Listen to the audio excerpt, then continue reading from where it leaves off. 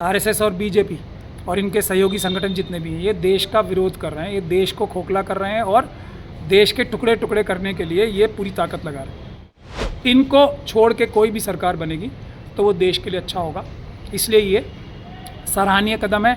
लेकिन इनको जो हमारी विपक्ष की ताकतें हैं उनको अभी और थोड़ा मजबूती से कदम आगे बढ़ाने पड़ेंगे कि ये लोग संविधान के रास्ते पे चल रहे हैं, ये संविधान को अपहोल्ड करने के लिए काम कर रहे हैं और मोदी, अमित शाह और मोहन भागवत जी ये सब संविधान को ख़त्म करने के लिए काम कर रहे हैं। तो अब ये एक फ्रंट ऐसा आ गया है कि जो बीजेपी को गैरकानूनी काम, आरएसएस को गैरकानूनी काम नहीं करने देगा। देश को बाबा साहब का संविधान जो बाबा साहब ने बनाया था उसको ख़त्म करके मनुस्मृति लागू करके हिंदू राष्ट्र बनाना चाहती है, देश के टुकड़े टुकड़े कराना चाहती है। पाकिस्तान और चाइना से इनके लोगों के जो इनके कनेक्टेड लोग हैं उनके घनिष्ठ संबंध हैं कि किसी भी तरीके से ये देशद्रोही ताकतें सरकार में नहीं आनी चाहिए।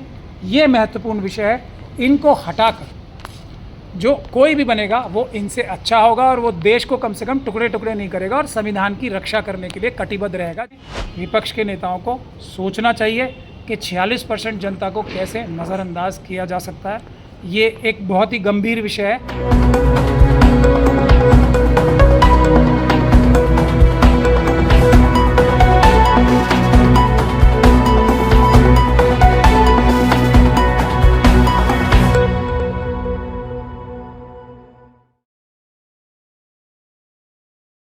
बिहार में विपक्षी नेताओं की बैठक होती है, उसके बाद से बड़े सवाल उठ रहे हैं, तो आप सबसे पहले आप कैसे देख रहे हैं जो बिहार में बैठक हुई है?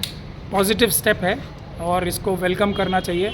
अच्छा कदम है लेकिन अभी पूरा कदम नहीं, क्योंकि विपक्षी एकता अच्छी बात है। इससे जो आज देश विरोधी ताकतें आरएसएस और बीजेपी और इनके सहयोगी संगठन जितने भी हैं ये देश का विरोध कर रहे हैं, ये देश को खोखला कर रहे हैं और देश के टुकड़े टुकड़े करने के लिए ये पूरी ताकत लगा रहे हैं। तो इनको छोड़ के कोई भी सरकार बनेगी तो वो देश के लिए अच्छा होगा, इसलिए ये सराहनीय कदम है। लेकिन इनको जो हमारी विपक्ष की ताकतें हैं उनको अभी और थोड़ा मजबूती से कदम आगे बढ़ाने पड़ेंगे। ये मेरा एक ओपिनियन ये है कि सबसे पहले जनता को ये विश्वास दिलाना ज़रूरी है कि एक बहुत ही मजबूत जो फ्रंट बन रहा है वो मोदी और अमित शाह जैसे लोगों को जो गैरकानूनी काम कर रहे हैं और जो दूसरे अफसर और इनके नेता गैरकानूनी काम कर रहे हैं उनको अरेस्ट करने में, उनको पकड़ने में, उनका कलाई पकड़ के उनको कानून के रास्ते पे चलने के लिए मजबूर कर सकता है और कल को उन्हें जो उनकी करप्शन है और जो उनके गलत काम है उसके लिए सज़ा भी दिलवा सकता है। ऐसा एक मजबूत फेस आज जनता तलाश रही है। विपक्ष को सबसे पहला काम यही करना चाहिए कि वो मजबूत चेहरा, और मैं किसी एक व्यक्ति के चेहरे की बात नहीं कर रहा हूँ, वो मजबूत चेहरा चाहे वो कंबाइंड नेताओं का ही चेहरा हो, वो ये दिखाए कि मोदी और अमित शाह इन लोगों से बड़ा नहीं है, क्योंकि ये लोग संविधान के रास्ते पे चल रहे हैं, ये संविधान को अपहोल्ड करने के लिए काम कर रहे हैं और मोदी, अमित शाह और मोहन भागवत जी ये सब संविधान को ख़त्म करने के लिए काम कर रहे हैं। तो ये संविधान को ख़त्म करने वालों को रोकने में सक्षम है, उनको सज़ा दिलाने में सक्षम है। उसके लिए सबसे पहला अगर कोई प्रोग्राम होना चाहिए तो मेरे ख्याल से गुजरात में होना चाहिए, उसके बाद यूपी में होना चाहिए, उसके बाद मध्य प्रदेश में होना चाहिए और हर एक उस राज्य में होना चाहिए जहां बीजेपी की सरकार है। तभी लोगों को ये मैसेज जाएगा कि हाँ, अब ये एक फ्रंट ऐसा आ गया है कि जो बीजेपी को गैरकानूनी काम, आरएसएस को गैरकानूनी काम नहीं करने देगा। सवाल ये है कि जो एक फेस के ऊपर इलेक्शन लड़ा जाना चाहिए या आइडियोलॉजी के ऊपर, आपको क्या लगता है? इस वक्त संविधान बचाने के लिए इलेक्शन लड़ा जाना चाहिए। मोदी जी उन ताकतों को रिप्रेजेंट करते हैं जो संविधान को ख़त्म करके मनुस्मृति लागू करना चाहती है और देश को बाबा साहब का संविधान जो बाबा साहब ने बनाया था उसको ख़त्म करके मनुस्मृति लागू करके हिंदू राष्ट्र बनाना चाहती है, देश के टुकड़े टुकड़े कराना चाहती है। पाकिस्तान और चाइना से इनके लोगों के जो इनके कनेक्टेड लोग हैं उनके घनिष्ठ संबंध हैं। ये सबसे महत्वपूर्ण विषय है कि किसी भी तरीके से ये देशद्रोही ताकतें सरकार में नहीं आनी चाहिए। ये महत्वपूर्ण विषय है। इनको हटाकर जो कोई भी बनेगा वो इनसे अच्छा होगा और वो देश को कम से कम टुकड़े टुकड़े नहीं करेगा और संविधान की रक्षा करने के लिए कटिबद्ध रहेगा। जिसकी कोई भी नेता, कोई भी पार्लियामेंट में जाता है व्यक्ति, कोई भी इलेक्टेड पर्सन होता है वो संविधान की शपथ लेता है, तो वो काम कम से कम ये इनसे बेहतर करेंगे। दूसरी बात यह है कि ये काम किसी भी पॉलिटिकल पार्टी से अच्छा जो सोशल एक्टिविस्ट हैं, जो जिम्मेदार शख्सियत हैं देश में, जो जिम्मेदार व्यक्तित्व हैं, वो ज़्यादा अच्छे से कर सकते हैं। जनता उन पे विश्वास करती है। पॉलिटिकल पार्टियों के लिए तो फिर भी ऐसा कोई सोचता है कि चलो इनका तो जो क्रिटिसाइज़ करना है या इनका जो सरकार के बारे में जो क्रिटिसाइज़ करना है या उसके ऊपर कटाक्ष करना है, ये सब किसी मकसद से हो सकता है। ये अपनी पार्टी को बड़ा दिखाने के लिए ऐसा कर रहे हैं, देश के लिए नहीं कर रहे। लेकिन सोशल एक्टिविस्ट जो हैं उनकी जो इज़्ज़त है और जो उनकी विश्वसनीयता है वो पॉलिटिकल पार्टी से ज़्यादा होती है। तो सोशल एक्टिविस्ट को ज़्यादा बड़ा रोल अभी निभाना। लेकिन कहा जा रहा है कि 23 जून को जो है विपक्षी दलों की बैठक हुई है, तो ये दल में ही कमल खिलेगा।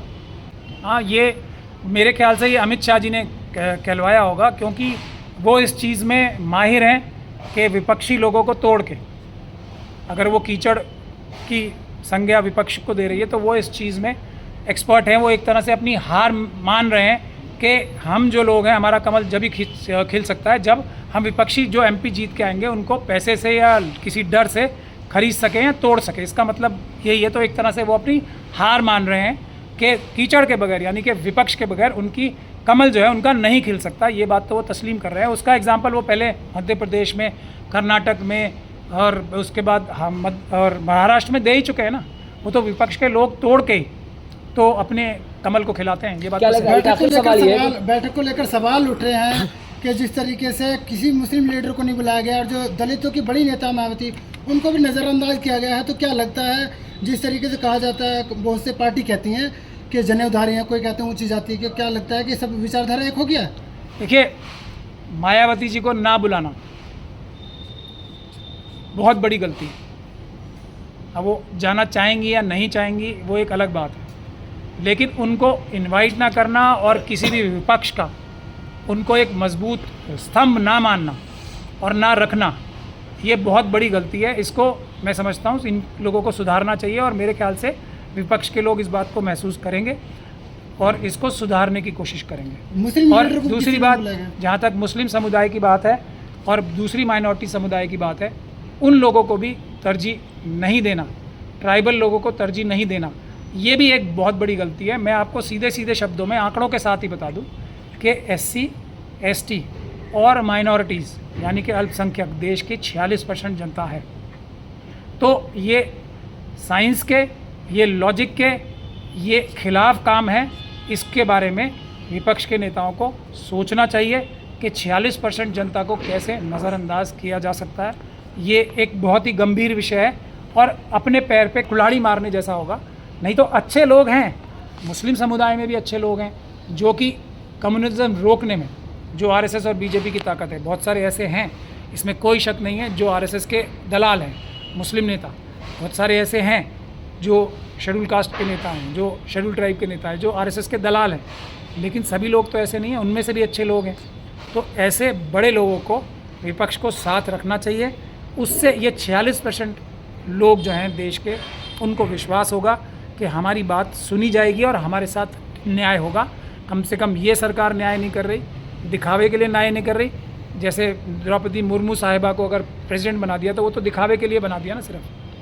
तो ये सरकार अगर उनको भागीदारी, जो विपक्ष बन रहा है उनको पूरी भागीदारी देगा तो उससे उनकी ताकत बढ़ेगी और सबकी ताकत से ही ये देश जो है, और SC, ST और माइनॉरिटीज़ की ताकत 46% है देश की, उसको नज़रअंदाज करना अपने पैरों पर कुल्हाड़ी मारना। सर, अभी कहा जाता है सोशल मीडिया जो है वो अल्टरनेट मीडिया उसको कहा जाने लगा है। अब 24 के चुनाव हैं, 50 यूट्यूबर से पीयूष गोयल मिले हैं, 4 घंटे की मीटिंग चली है, कहा जा रहा है 24 की तैयारी है।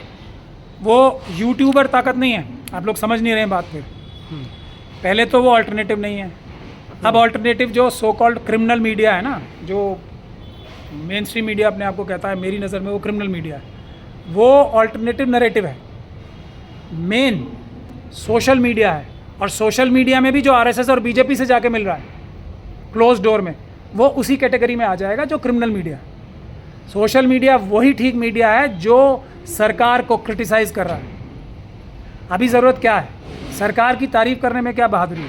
वो करने के लिए तो पूरी ये क्रिमिनल मीडिया पड़ी हुई है ना, जो बिल्कुल भी सरकार की तारीफ़ कर रहा है, जाके मिल रहा है। इसका मतलब वो करप्ट है, बेईमान है या बेईमानी की तरफ बढ़ना चाहता है। तो ऐसे लोगों से भी हमें सावधान रहना चाहिए। यूट्यूबर होना कोई सच्चे और अच्छे ईमानदार पत्रकार होने की गारंटी नहीं है। गारंटी ये है कि जो सरकार है और जो सरकार बुरा काम कर रही है उसके खिलाफ एक माहौल तैयार करना और जनता को बताना कि इतनी चोरी ये सरकार कर रही है, ये जिम्मेदारी होती है पत्रकारिता की, ये जिम्मेदारी होती है प्रेस की। जो इस जिम्मेदारी को नहीं निभा रहा, जाके सरकारी लोगों से मिल रहा है, तो वो ऑब्वियसली बंद कमरों में पैसे लेने का ही लेन देन होता है, लालच दिया जाता है, वो एमएलए तोड़ने की तरह ही है एक तरह से। तो मीडिया वही है जो सरकार के खिलाफ है, आरएसएस के गंदे और घिनौने देशद्रोह के कार्य को जो उजागर कर रहा है वही मीडिया। आखिरी सवाल है, जिस तरीके से विपक्ष में कांग्रेस को मजबूत चेहरा कहा जाता है, लेकिन जो परसेप्शन बनाया जा रहा है बीजेपी की तरफ से कि माहौल ख़राब करती है, हिंदू मुस्लिम राजनीति करती है या मुस्लिमों की लिंचिंग करती है, लेकिन सवाल तो ये उठता है कि कांग्रेस के शासित राज्यों में सबसे ज़्यादा लिंचिंग हुई है। देखिए, कांग्रेस अगर इस गलतफहमी में, ख़ास तौर पे जो उनके नेता हैं, नेता सबसे बड़े जो है राहुल गांधी जी, अगर उनके जो चारों तरफ आरएसएस के लोग हैं, और मैं ये पूरी जिम्मेदारी के साथ बार बार बात कह रहा हूँ, उनके जो क्लोजेस्ट लोग हैं वो भी आरएसएस के डायरेक्ट टच में है, उनके साथ मिलके ही उनको गुमराह कर रहे हैं और उनको मजबूती से कदम आगे नहीं बढ़ाने दे रहे। तो अगर वो किसी भी तरीके से इन चाटुकार सलाहकारों के सिखाए में आके या इनकी बातों से अपने रास्ते से भटक जाते हैं और वो ये समझने लगते हैं कि ये कांग्रेस की वजह से बीजेपी बाहर जा रही है, तो वो बहुत बड़ी गलती करेंगे। ये देश की जनता जो है ऑल्टरनेटिव ढूंढ रही है बीजेपी को, इस वजह से कांग्रेस ही नहीं दूसरी विपक्षी पार्टियां भी मजबूत हो रही हैं। तो ये बात अच्छी तरीके से समझनी चाहिए। कांग्रेस के जो संगठन के लोग हैं वो इतना कार्य नहीं कर पा रहे हैं जितना पब्लिक खुद बीजेपी के गंदे घिनौने कारनामों से, हमारे जैसे या दूसरे जो सोशल एक्टिविस्ट हैं उनकी वजह से, और जो सोशल मीडिया के ईमानदार जर्नलिस्ट हैं उनकी वजह से ये सब कार्य हो रहे हैं। अगर इस गलतफहमी में रहेंगे तो बहुत बड़ा धोखा खाएंगे राहुल गांधी जी, ये मैं आपको बताना चाहता हूँ। ठीक है।